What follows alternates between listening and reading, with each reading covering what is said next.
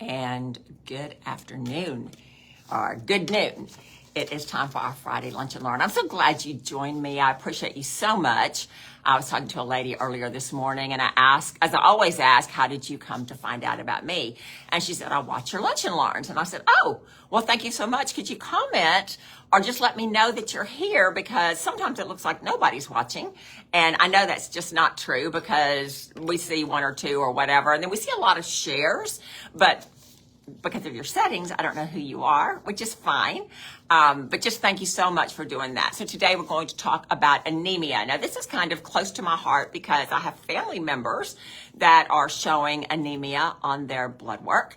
And so I wanted to just kind of delve a little bit into this to find out what's going on with anemia and why it's not being properly diagnosed, how we can find out if this is you, and what we can do about it. So anemia is very, very common, but it is often overlooked in your regular medical tests. Now, if you look on your medical test and your iron is low or your ferritin is low, then this could be an indication that you've got some B12 anemia. And that's usually what it is. There are other vitamins that are involved as well. There are some parasitic conditions that are involved as well. And so it takes a little bit of sleuthing to find out what's going on with you, but we want to see if this is something that can be hidden, you're not aware of it, and it's causing some of the symptoms. So the main condition is that this can significantly affect your health, and it's easy to find on a blood test, but doctors aren't really looking at it. So there's a study that was done in 2024 at the University of Limerick School of Medicine, which is in Ireland.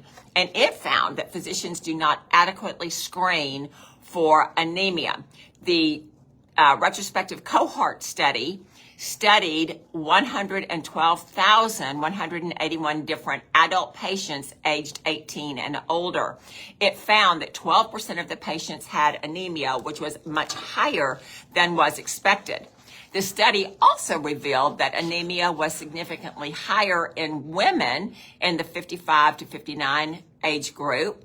And then after that, the men had the higher percentage of diagnosis. Now, with women, we know that we've got a monthly bleed. And if you have heavy periods, if you have hard periods, then you might be losing a lot of blood, which is contributing to your anemia. So this is something that we quite often find when women come in. They complain about a heavy flow, a lot of clotting and different things like that. We see that they do have some anemia. Sometimes people get to the point where they are so low on iron that they feel faint all the time. They can't eat. They've got nausea. And when they go to their doctor will often recommend that they go and have a blood transfusion because their iron is so low. So in this study, your anemia diagnosis goes up to 33.4% if you're over 75 years of age. So the older we get, the more prevalent this condition is. And so we need to kind of figure out what's going on with this so that we can figure it out. So one of the things with anemia is you've got a gene SNP.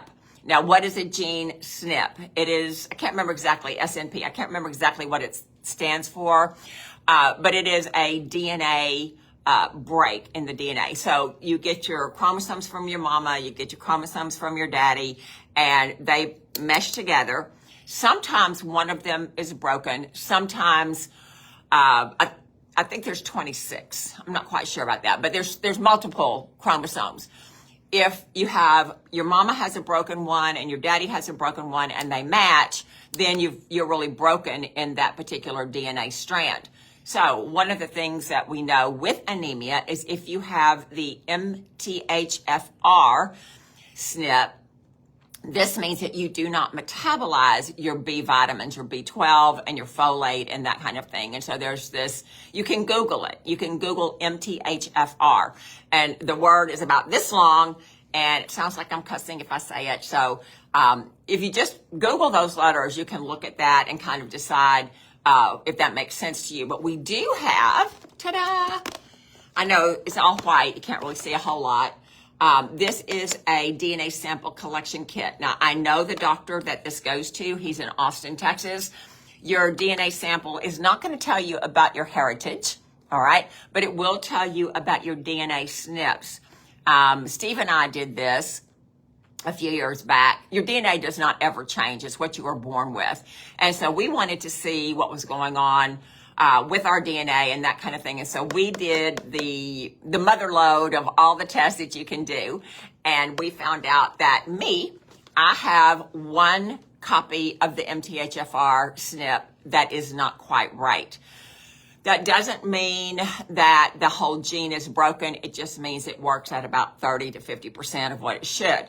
So what this particular gene does, it helps with the Krebs cycle, which is the work cycle of your of your cell. So if you are having issues with that, if you've got that gene SNP, if it's heterozygous, which is what I have, or homozygous, which means both parents have problems with the DNA that you inherited, you're going to have methylation issues. Methylation issues means that you cannot use your B12, your folate, and that kind of thing. It also means that you're not able to detoxify at the cellular level. You have a much harder time with that. And so those kind of people, with certainly the homozygous, they do not absorb their B vitamins and their folate, which will lead them to be iron deficient, or they lead them to be anemic. And it's called, I think it's called pernicious anemia. So anyway, that's just one of the things. So it is treatable. It's very, very easily treatable. And all you have to do is do vitamins, B12, iron, and folate. They're not tested for. Now, if you go to the doctor and you have your B12 tested, and some people do, and your number is way off the chart, that means it's in the bloodstream, but it's not being metabolized by your cells, which means it's not getting into the cells. A lot of times the doctors will interpret that as you're taking too many vitamins. You can't take too many B vitamins. They're all water soluble, which means they do not get stuck in the cells. Now, your fat soluble vitamins do, your A, your D, your K, they get stuck, your E, they get stuck in these cells. That's why you want to make sure that you're doing holistic, you're doing natural, you're not doing synthetic, because if you over supplement on that, you can have trouble. But your B vitamins are water soluble. That means whatever you don't need, you're going to pee away. This is why sometimes when you're taking really, really high quality vitamins, you will have neon yellow urine, because they give you so much of the B vitamins in that complex that you're taking that you can only use so much of it, and the rest of it that you will pee away. So this is just something that you need to know. Less than 20% of anemic patients were screened for B12 and folic acid deficiencies, and only 1/3 of them were tested for iron deficiency in their follow-up appointment in 3 months. In the United States, here, the most recent data from the National Health and Nutrition Examination Survey found that more than 70% of iron deficiency anemia cases are missed in pregnant women and children. In an article that was published in 2022 in the American Journal of Public Health, it determined that the current U.S. guidelines on screening for anemia are outdated or inconclusive. So that means your doctor doesn't really know how to test for this, how to screen for this, and most of them do not. So according to the Mayo Clinic, anemia is when there is not enough healthy red blood cells in the blood, leading the body to have a deficit both in the tissues and in your organs, and they're not receiving enough of the hemoglobin. So hemoglobin carries oxygen to those tissues.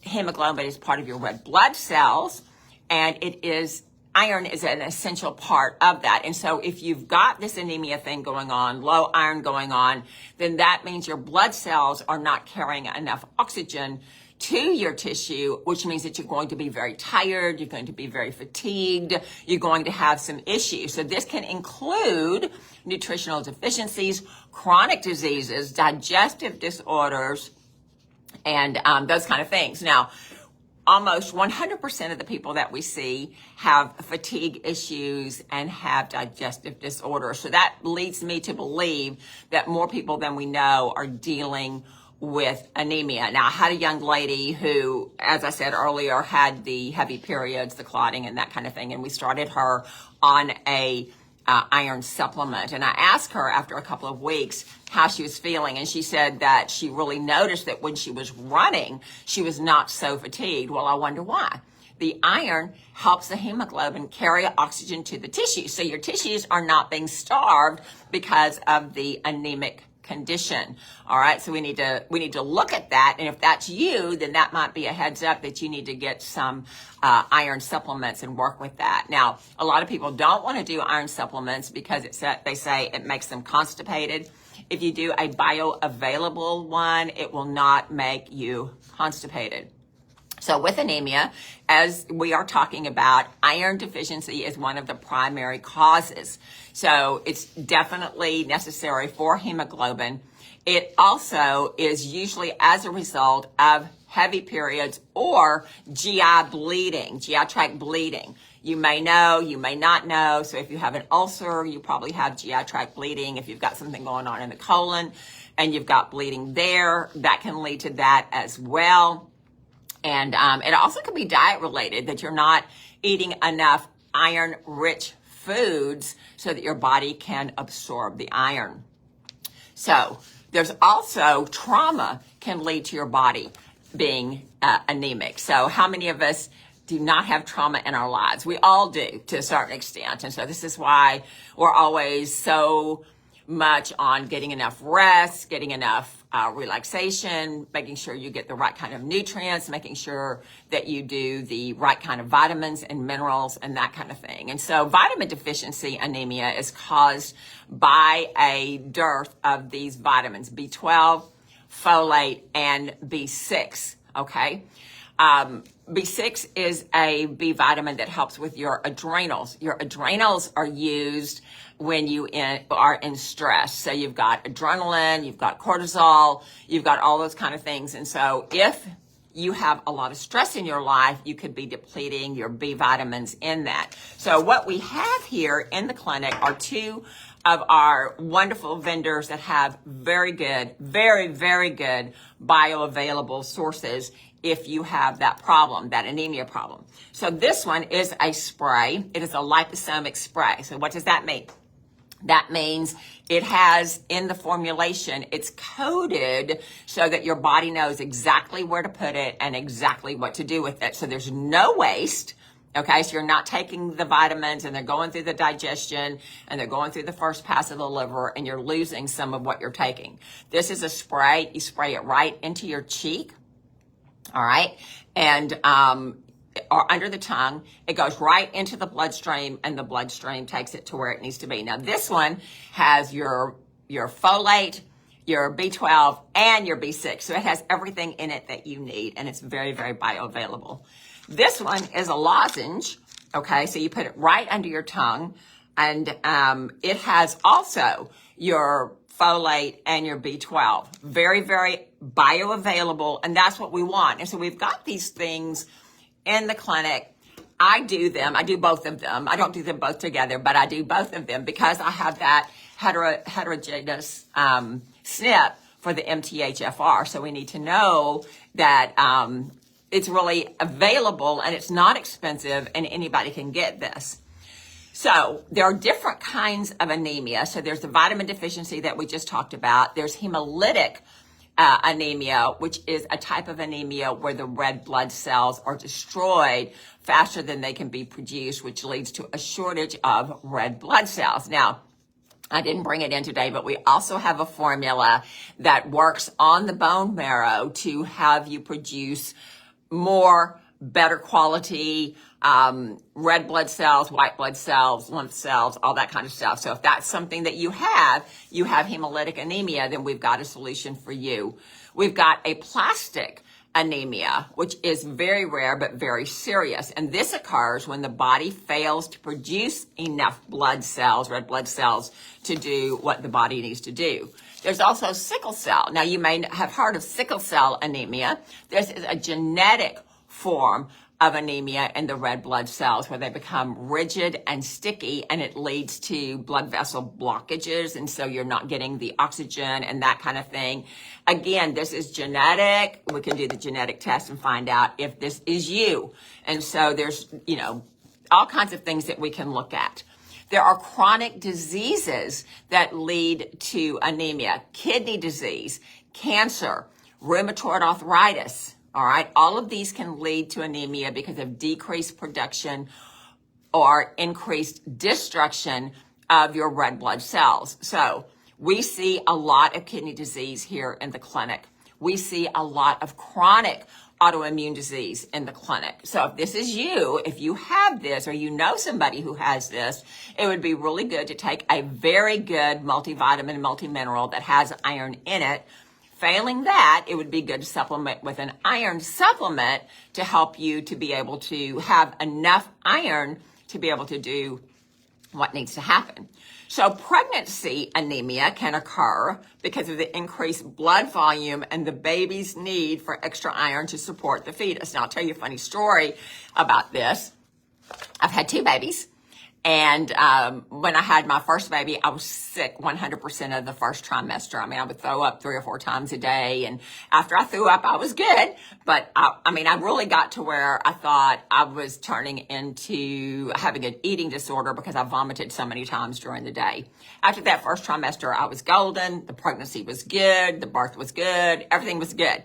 Got pregnant the second time.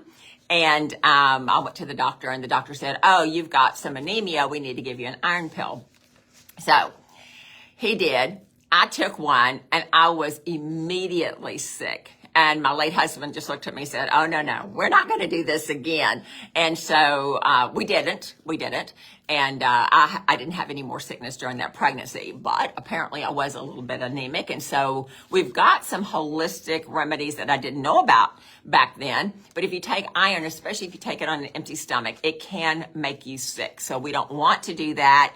We don't want you to be iron deficient, but we don't want you being ill all the time either. So another cause of anemia is bone marrow disorder. So this can be leukemia or myelodysplastic syndromes. Now, these are cancers that have to do with the bone marrow. So what you need to know is not to be afraid of the word cancer. The word cancer is just a vibrational anomaly, okay? What that means is that your immune system is not working at peak, I don't want to say peak value because that's not quite right, but it's not working at its peak where it can take and destroy those rogue cells, all right? There are a lot of things that you can do holistically if you're headed down that pathway that can absolutely turn that around. So you may decide that you want to do chemo and radiation, and that's okay. You may decide you want to do it holistically, and that's okay too. We do have a very, very good formula that works on the bone marrow. And so that's something that you might want to think about. Chemotherapy, right, leads to disruption in the production of red blood cells, so that can actually create anemia. Several different medications also can create anemia. So cancer treatments, radiation as well can create anemia. NSAIDs, non-steroidal anti-inflammatory drugs, including ibuprofen and aspirin, can lead to GI tract bleeding, which can lead to anemia. Now, I think we all know that we do not want to do NSAIDs too much, right? It goes to liver damage, it goes to GI bleeding, it does all that kind of stuff, and so we know that that's not really healthy for us. There are holistic alternatives that you can reach for, and nobody wants you to be in pain for sure, but you've got to know that some of these medications will lead to anemia. Now, antibiotics, especially penicillin or cephalosporins, also lead to anemia in some cases. So again, we don't want to do antibiotics if we don't need to, really need to. And if you go to the doctor and the doctor says you've got a viral infection, don't ask him for antibiotics, because antibiotics only work in cases of bacterial infections, not in cases of viral infections. Now, we do have issues here in the United States because of overprescribing of antibiotics. We also have the problem that our meat and our poultry, our dairy products, are all full of antibiotics as well. And so we've got to be very, very careful that we don't overload the system and that we keep our flora naturally balanced with probiotics so that we're able to live a healthy life. I was at a seminar last night at the Kingwood Hospital, and the urologist was talking about UTIs and the prevalence of UTIs and how they don't like to give antibiotics because the more they give antibiotics, the more the bacteria morphs itself, so the antibiotics don't work. And so I was very pleased to hear a medical doctor say, this is not our first mode of attack with antibiotics. We do these other things first, which I found very, very refreshing from the medical point of view, because we always think that the medical point of view wants to do medications first, and he was not, and I was very happy about that. Anticonvulsants. So if you're taking anticonvulsants for epilepsy or tremors or anything like that, then that also can cause anemia. ACE inhibitors, which you take for cardiovascular, for high blood pressure and that kind of thing, those can lead to anemia. So there are a lot of people that are taking hypertensive drugs, and they need to be careful that they possibly could have anemia for that reason. There's also the antiretroviral class of drugs, which is used for viral infections, particularly HIV, and they are at a risk of developing anemia because of those medications. So there's a lot of reasons why we can have that. One of the reasons, not in this particular report, is parasitic infection. Why is that? Because parasites want to drink your blood. It's just that simple. And so if you have anemia, you want to check for these different drugs that you might be using. You want to check for these different conditions, medical conditions, chronic disease, that kind of thing that you may be having. Or you might just be having a nutritional deficit, and so we need to figure out what that's about. Now, the study goes on to say that when people get older, 75 is kind of the break point there, that they are more liable to be anemic. Now, I think that probably has to do with digestion, because everybody over the age of 30 needs to have digestive enzymes so they can process their food. When you eat your food, you've got different nutrients that the enzymes in your body convert to different chemicals, and those chemicals help your body work the way they're supposed to. Now, the chemicals can be hormones, the chemicals can be neurotransmitters, they can be just different things, and your body needs that. But if you're not digesting the raw materials, then your body's not going to be able to do that, and you're going to be in trouble.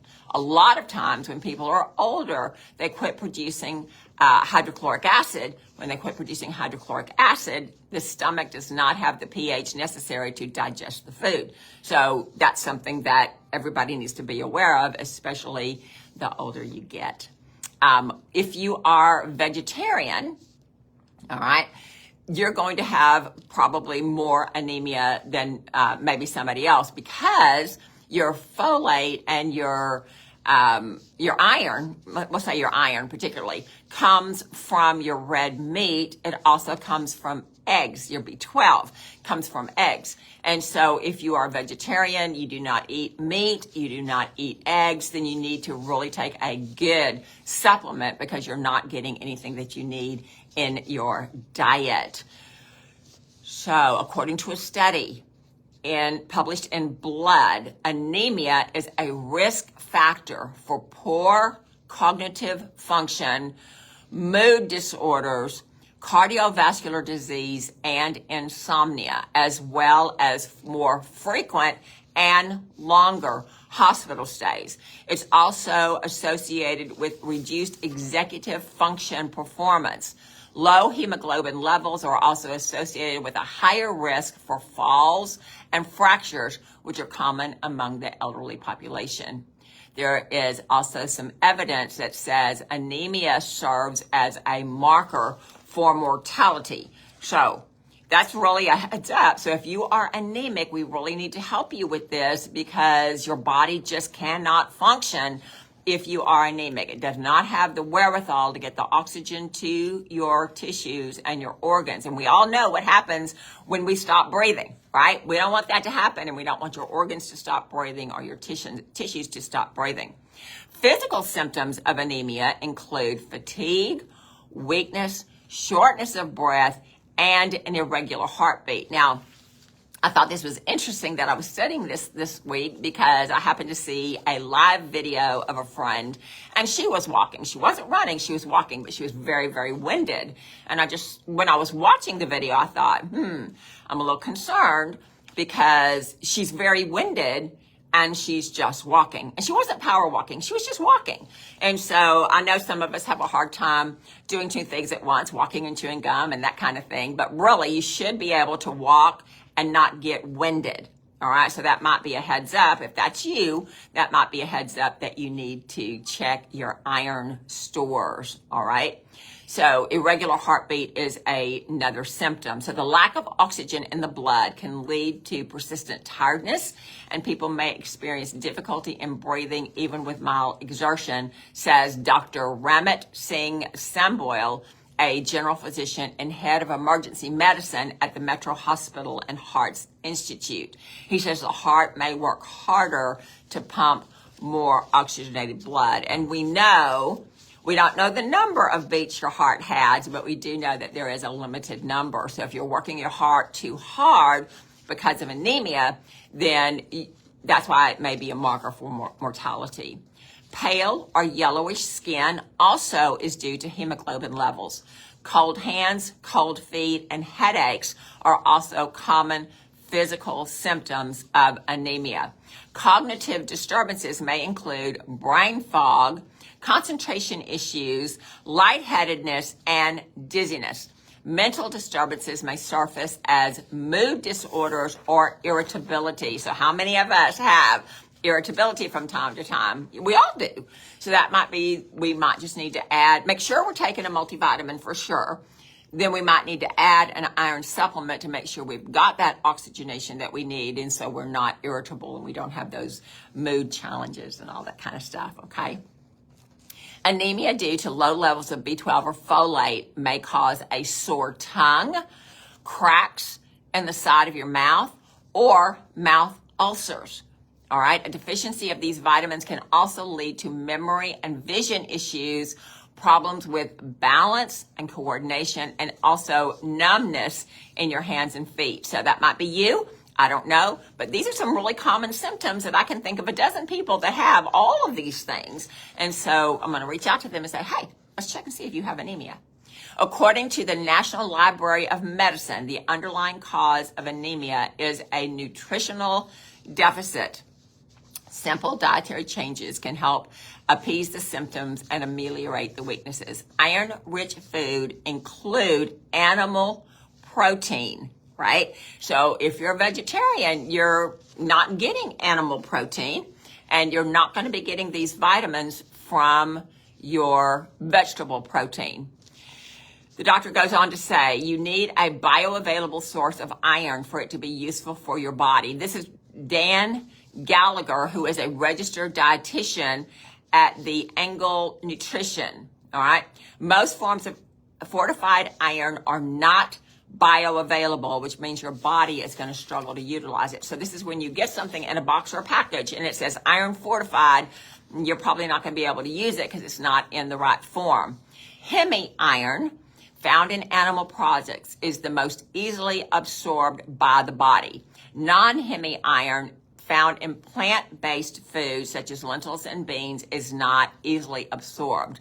Pairing non-hemi-iron sources with rich vitamin C foods such as citrus or vegetables can help with absorption. Mr. Gallagher continued, it is the best high iron food is red meat. Red meat has the most bioavailable form of iron that you can find, meaning your body will be able to use all the iron available in the meat. Certain beverages to avoid while consuming iron-rich foods are coffee and tea. High calcium drinks such as milk, also, they all impair the absorption of the iron. So if you drink milk with your steak dinner, you're not doing yourself a favor. All right. And so you might want to do some dietary changes there. Undiagnosed and untreated anemia can hinder physical stamina and cognitive functions, among other serious complications, such as multi-organ failure and even death. So this is pretty serious. I don't know why we're not screening for that. I don't know why the doctors are not screening for that. We need to screen for that, and we need to check ourselves out. Do we have cold hand, cold feet? Are we irritable all the time? Do we have mood swings all the time? Do we have trouble breathing? Do we get winded with very minimal activity? So all those kind of things. If that is you, if that is me, we need to supplement appropriately, because we do not want organ failure and death, right? Nobody wants that. Anemia can lead to a rapid or irregular heartbeat, leading to conditions like heart failure. Nobody wants that. Severe anemia increases the risk of preterm delivery and low birth weight. So if you're pregnant and you are iron deficient, that was me. So, thankfully Jesus stepped in, because my baby was born 8 pounds something, was not low birth rate. So we want to make sure that if that's you and you're pregnant, that we have bioavailable sources so that you can get the iron that you need without having any kind of problems. We need to know that the risk factors, the causes, and the symptoms are all proactive steps in order that we can address anemia. It's not hard. It's not hard. These 2 supplements right here, they're not even expensive. Okay, well, it depends on what your frame of reference is. We've got a lot of really expensive things, and these do not fall into that category. But what is your health worth? Right? This is the kind of thing that we need to have the mindset of, if I don't have health, I don't have anything. I can have $1 million in the bank, but if I'm not healthy, I'm not going to be able to enjoy that. I'm not going to be able to enjoy my life. And that's what life is all about, right? So we need to invest what we need to invest so that our body can do what it needs to do, so we can live strong, live long, and enjoy our life. So I've gone over a few minutes, so I apologize for that. It is Friday, and that means it's time for restoration, relaxation, and self-care. So I'm not sure what you're doing this weekend. I know in some places the weather's just not all that conducive. Find a good place, do some self-care, and I will see you next Friday, same time. Thank you so much for liking. Thank you for commenting. Thank you for sharing. I appreciate it so much.